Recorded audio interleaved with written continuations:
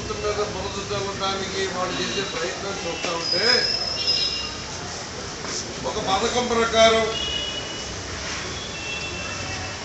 అంటే ఈనాడు పత్రిక కళ్ళకి చంద్రబాబు నాయుడు గోదావరి పుష్కరాల్లో తన అందచందాలు చూపెడుతూ స్నానం చేస్తున్న విషయాన్ని ప్రజలందరికీ కూడా చూపించడానికి ఒక సినిమా డైరెక్టర్ తీసుకొచ్చి ఈ అందచందాలు చూడడానికి లక్షలాది మంది తరలి వస్తున్నారని చూపించడానికి చేసిన ప్రయత్నం మూలంగా 30 మంది చనిపోతే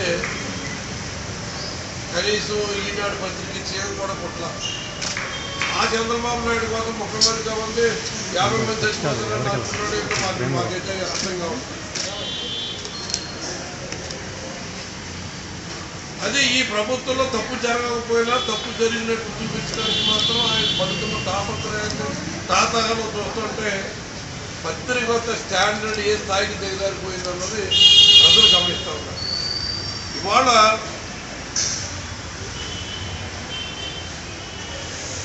జగన్మోహన్ రెడ్డి గారి నాయకత్వంలో రాష్ట్రంలో దేవాదాయ శాఖ ద్వారా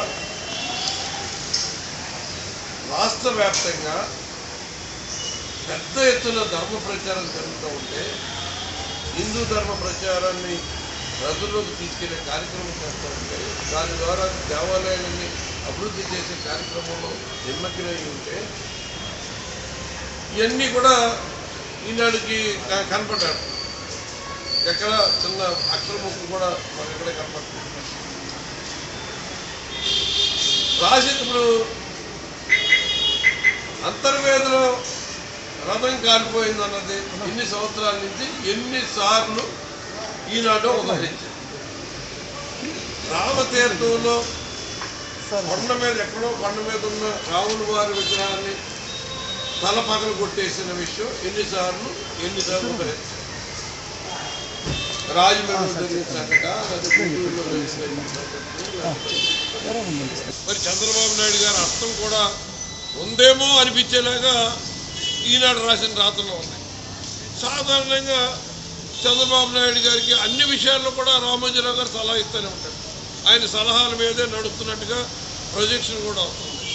ఆయన సలహాలు వెళ్ళలేదు కాబట్టి ఆమె రామారావు గారిని దింపేయడంలో మా పాత్ర ఉందని కూడా రామోజీరావు గారు మరి బాహాటంగానే చెప్పిన సందర్భాలు కూడా ఉన్నాయి.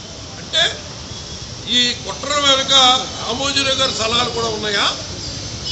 దాని మూలంగా అకారణంగా దీనికి ఏం సంబంధం లేకుండా ఇవాళ జగన్మోహన్ రెడ్డి గారి ఏలుబడిలో మరి దేవాలయానికి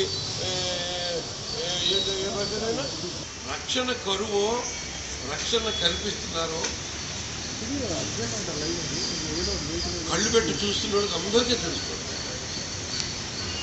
ఇవాళ రాష్ట్రంలో రాష్ట్ర ప్రజల సంక్షేమం కోసం రాష్ట్ర సర్వతోముఖాభివృద్ధి కోసం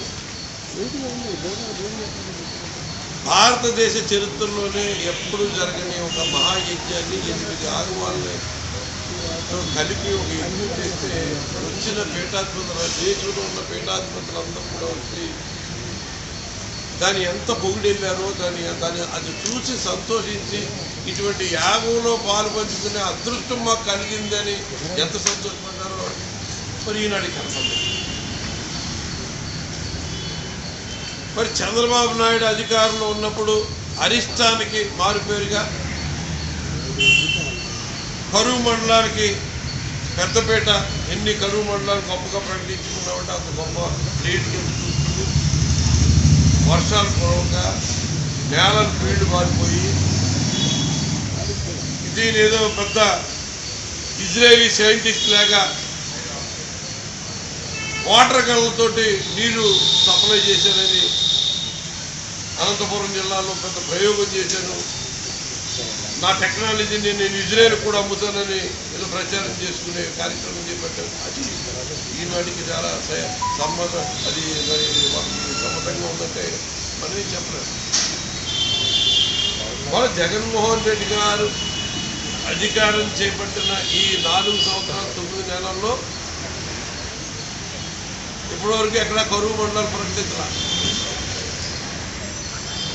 ఎక్కడ కరువు విలయ తాండం చేయాల. రాష్ట్రంలో వ్యవసాయ రంగం పెద్ద ఎత్తున అభివృద్ధి చేసాం. దిగుబడి ఇవాళ ఇంతవరకు చరిత్రలో రాని దిగుబడి మనం సాధించడమే కాకుండా దేశ జీడిపి కంటే కూడా రాష్ట్రంలో మనం ఎంతో మరి అభివృద్ధి సాధించినట్టుగా మనకి మన రికార్డులు మన ఏదైతే నీతి ఆయోగ్ వాళ్ళు రిలీజ్ చేసిన రిపోర్ట్లో కూడా తెలియజేస్తున్నారు. ఇవాళ దేవాదాయ ధర్మాదాయ శాఖకి సంబంధించిన వివరాలు కావాలంటే నన్ను అడిగితే నేను చెప్తున్నాను. మీకు కావాల్సిన వివరాలు నేను చెప్తున్నాను. 2019 నాటికి ఈ దేశంలో ఈ రాష్ట్రంలో 1621 దేవాలయాలకి ధూపదీప నైవేద్యం మా మహానుభావుడు చంద్రబాబు నాయుడు గారు ఇచ్చాడు. మీరు నోట్ చేసుకోండి ఇవాళ ఎంతమంది ఎన్ని దేవాలయాలకి ఇస్తున్నాము. ఇవాళ 6000 దేవాలయాలకి ధూపదీప నైవేద్యం ప్రతి నెల డైరెక్ట్గా అర్చకుడి అకౌంట్లో ట్రాన్స్ఫర్ చేస్తున్నాం. ఇంకా 3600 దేవాలయాలు నిర్మాణంలో ఉన్నాయి. కొన్ని పూర్తయిన వాటికి కూడా ఈ ధూపదీప నైవేద్యం ఎక్స్టెండ్ చేస్తున్నాం. అంటే ఈ 33,650 6,000 ఆగ్రహానికి మీరు గురి కావచ్చు. ఇవాళ దైవం పట్ల చంద్రబాబు నాయుడు చేసిన దుర్మార్గానికి ప్రతిఫలం అన్నది 2019లో చంద్రబాబు నాయుడు అనుభవించాడు. దేవుడి పట్ల ఎన్ని అపచారాలు చేశాడో, గోదావరి పుష్కరాల పేరు మీద ఎంతమంది ప్రాణాలు పరికొన్నాడో, అమ్మవారి ఆలయంలో ఎన్ని క్షుద్ర పూజలు చేస్తే అవన్నీ కూడా తిరిగి వెనక్కొట్టియో 2010లో వచ్చిన ఫలితాలను తెలిసినా కూడా మీరు ఇంకా మీకు బుద్ధి రావట్లా. మళ్ళీ అదే అపచారం చేసే కార్యక్రమం చేస్తారు. భగవంతుడు ఆగ్రహానికి ఎవరు గురైనా ఎటువంటి సామ్రాజ్యం అయినా సరే భస్మీపట్నం అయిపోతుంది. అది ఏ పార్టీ, ఏ రాజకీయ పార్టీ అయినా దేవుడితో ఆడుకోవాలి, దేవుడితో రాజకీయాలు చేయాలి, దేవుడిని అడ్డం పెట్టుకోవాలనుకుంటే ఎవరికైనా సరే శాస్త్రం. దేవుడి మీద నమ్మకంతో, దేవుడి మీద విశ్వాసంతో మనం చేసే ప్రతి పని వెనుక ఆ భగవంతుడి సహకారం ఉంది, దేవుడి దయ ఉంది. ఆ దేవుడి దయతోటి ఇంత మనం కార్యక్రమాలు చేయగలుగుతున్నామని వినమ్రంగా చెప్తునే వ్యక్తి మరి భగవంతుడు ఆశీర్వాదం ఉండకపోతే ఎలా ఎవరికి ఉంటుంది? ఇవాళ మీరే అన్నారు కదా ఈ పథకాలన్నీ అమలు సాధ్యం కాదు, రాష్ట్ర బడ్జెట్ సరిపోదు, దేశ బడ్జెట్ సరిపోదు అన్నది ఇవాళ చేసి చూపించాడు కదా మహానుభావుడు. ఇప్పటికైనా సరే మీరు చర్య తెచ్చుకోకపోతే అనగా భగవంతుడు సహకారం ఉంటే ఏదైనా సాధ్యమే. భగవంతుడిని మనం వ్యతిరేకిస్తే ఏ కార్యక్రమం చీపురుపల్లి కూడా కలుపులేదు. ఈ సత్యాన్ని మీరు ఎంత తొందరగా తెలుసుకుంటే అంత మంచిది. మళ్ళీ మీరు ఇదే రీతిలో వెళ్తున్నారు. మళ్ళీ 2024లో 2019లో జరిగిన తీర్పే మళ్ళీ 2024లో మళ్ళీ రిపీట్ అయిపోతూ ఉంది. మీరు ఎన్ని తప్పుడు రాతలు రాసినా, ఎంత బురద కార్యక్రమం అమానుషంగా అక్రమంగా వెయ్యాలని చూసినా చివరికి జరిగేది ధర్మం గెలుస్తుంది. ధర్మం పక్షాన్ని ఆశ్రయించిన వాళ్ళని, ధర్మాన్ని రక్షించిన వాళ్ళు, ధర్మం వెనకాల ఉన్న వాళ్ళకే విజయం సాధ్యపడుతుంది. అధర్మాన్ని ఆశ్రయించిన వాళ్ళు, అధర్మ మార్గంలో నడిచిన వాళ్ళు ఎవరికి కూడా విజయం రావడం అన్నది ఇంతవరకు చరిత్రలో ఎప్పుడు కాదు. ఈ రాష్ట్రంలో దేవాలయ వ్యవస్థని ఎంత పెద్ద ఎత్తున అభివృద్ధి చేయాలి, ప్రతి గ్రామంలో కూడా దేవాలయం ఉండాలన్న చిత్తశుద్ధి రాష్ట్ర ముఖ్యమంత్రికి ఎలా ఉందన్నది ఈనాడు యాజమాన్యం ఒకసారి తెలుసుకుంటే బాగుంటుంది. ఇవాళ రాష్ట్రంలో ఉన్న అన్ని దేవాలయాలు ప్రధాన దేవాలయాల్లో పెద్ద ఎత్తున అభివృద్ధి కార్యక్రమాలు జరుగుతున్నాయి. ఇవాళ అమ్మవారి దుర్గమ్మ అమ్మవారి ఆలయంలో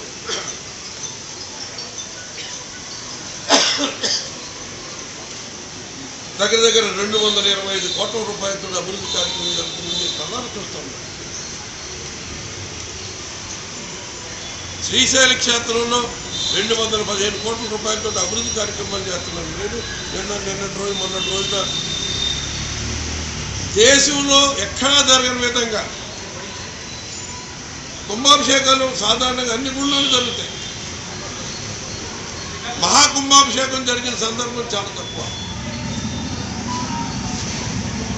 మొన్న 21వ తారీఖున శ్రీశైలంలో ఏకకాలంలో 45 దేవాలయాలు,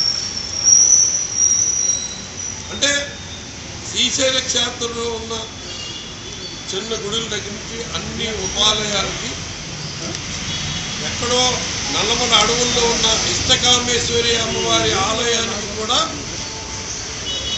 ఈ మహాకుంభాభిషేకం జరపాలనే ఒక విశాలమైన ఆలోచనతో ముఖ్యమంత్రి గారి సంకల్పంతో 45 దేవాలయాల్లో